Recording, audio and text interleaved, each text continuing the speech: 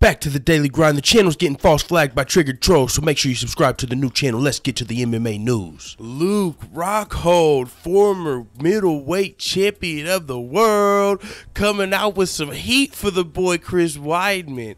Hey, this is actually some good shit right here. I wish this fight happened instead of Luke Rockhold versus David Branch, but maybe it'll happen after. So hear me out.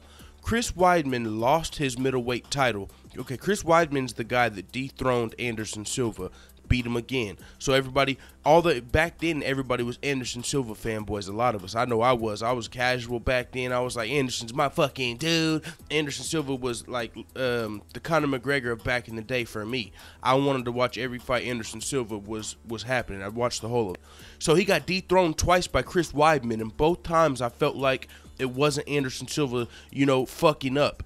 Even though he was kind of losing the second fight before his leg broke, a lot of people argue, it doesn't matter. He was losing 4 rounds versus Chael Sonnen when he came back and won. And at that point, Anderson Silva was that guy. You literally have to win the fight before it's over. So just because he was winning the first round versus Anderson Silva, it didn't mean much to me. But Anderson Silva broke his leg in that second fight, and then the fight Anderson Silva was just toying with him, and he clipped him, and he dropped it. So after that, Chris Weidman went on to, he didn't have a successful title run. He defended his belt one time successfully, I believe, against Vitor Belfort, who wasn't, in his absolute prime at the time. And then he went on to kind of do what Holly Holm did. You dethrone the fucking king or the queen, and then you look kind of bad. So Holly Holm, she beat Ronda Rousey, and then she lost like 3 fights straight.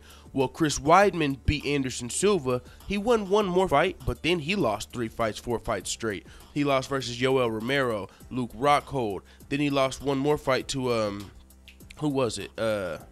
You had Gegard Mousasi also. So he lost 3 fights straight pretty much after losing his belt.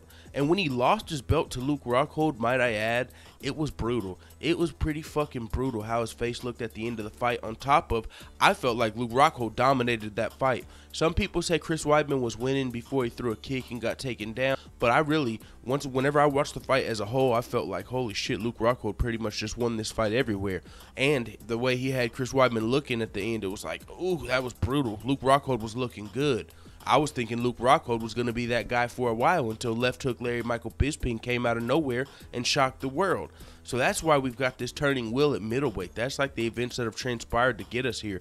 But Chris Weidman, he hasn't been looking good. If you remember, he was on that losing streak. The only person he beat was Kelvin Gastelum at 185 pounds. So to get off of his losing streak, he fought a guy that, like Luke Rockhold says right here, is a welterweight. He said, you looked good against a welterweight. And that's what I was saying after the fight. Like, okay, it's all good that, Chris Weidman, the All-American hero, got a win, but at what cost? He literally just had to, because, he's got a wrestling base, Chris Weidman. He had to wrestle a guy that's 15 pounds smaller than him, essentially. Because Kelvin Gastelum, he was forced up to middleweight. He wants to fight at welterweight, but Dana White and the UFC is like, no, you missed weight too many times. You have to fight here.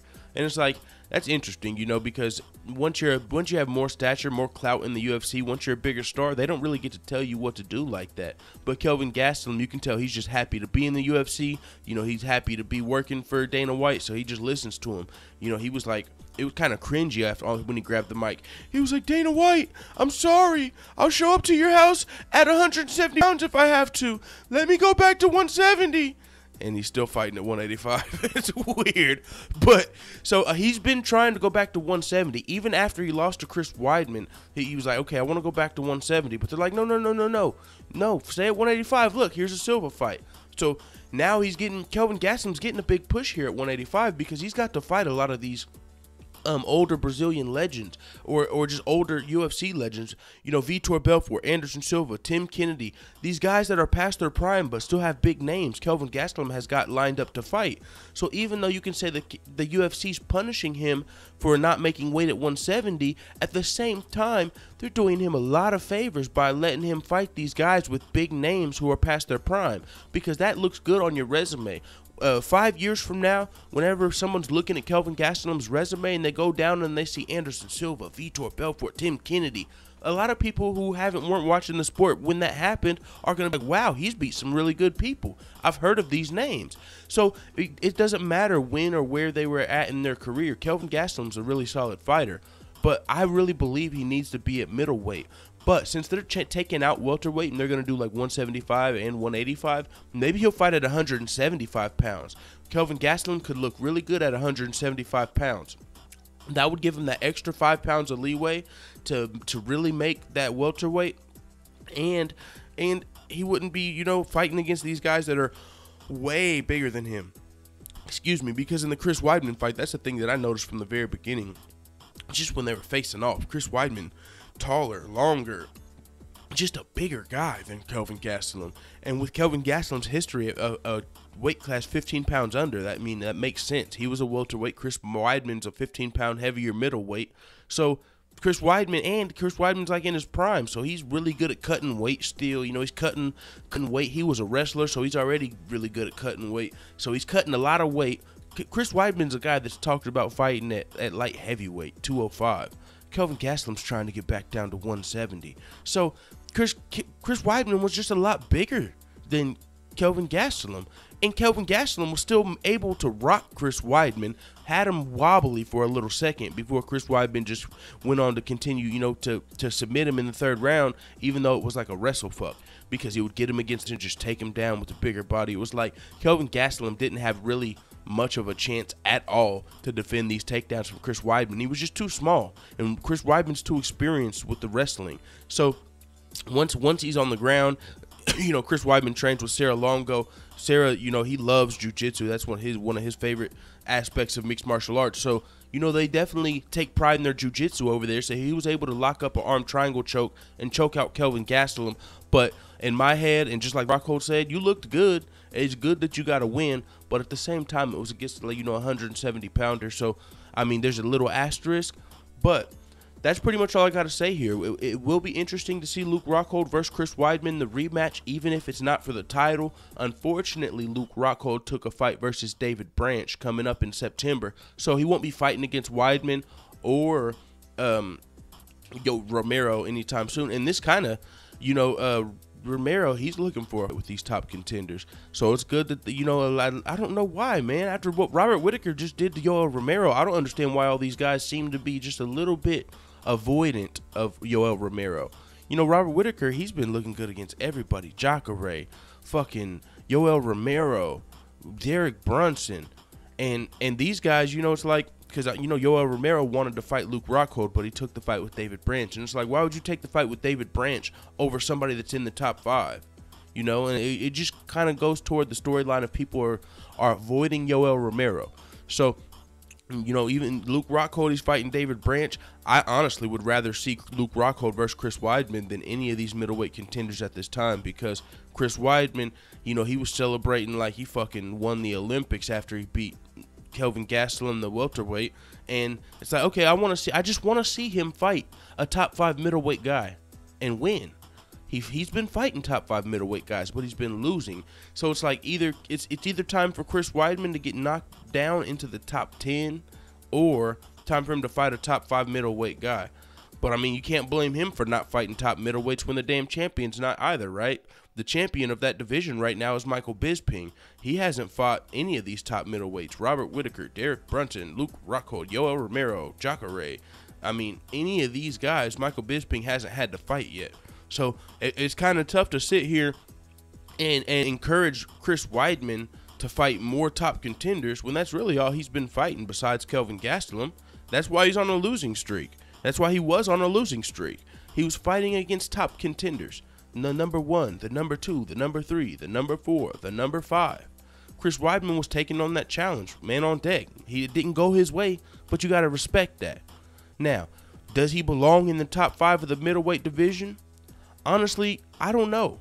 From the looks of it, it doesn't look maybe top 6, you know, right outside the top 5. But from the way he lost to Gegard Mousasi, Yoel Romero, and Luke Rockhold, and I mean, I just can't have him in my personal top 5 of middleweight, because he put a man on deck and fought him, but he wasn't able to win. So that's worth something. Do I think he can beat the top 6, top 7, top 8 guys? Most likely, yeah. So Chris Weidman for me is like right there on that number 5, number 6 spot. Luke Rockhold, we don't know where to put him. So you have to keep him in the top 5 because he hasn't been taking those fights and losing. Even though he lost his belt to Michael Bisping and now he's fighting David Branch, he hasn't been taking L's to Chris Weidman, Jacare, Yoel Romero, Derek Brunson, all these top guys. Luke Rockhold hasn't been fighting either. So it's just a weird top end of the middleweight right now, man.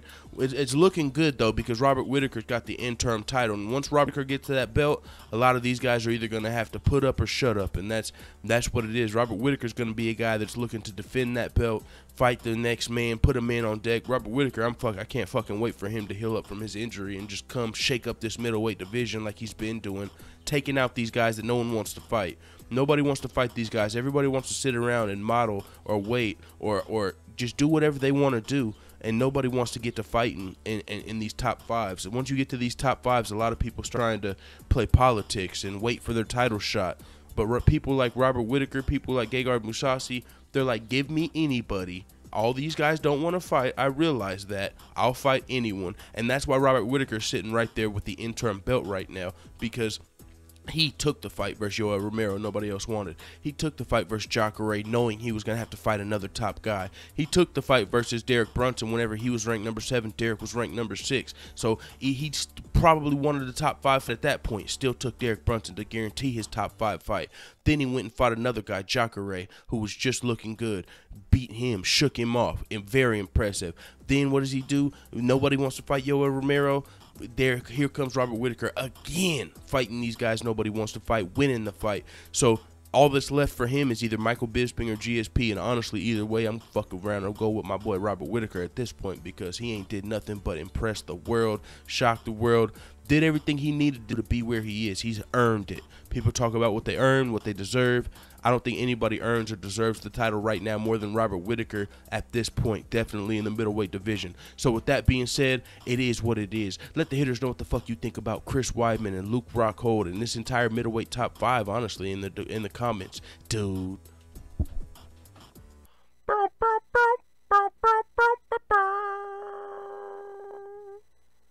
What has 75 balls and makes old women go crazy? Bingo.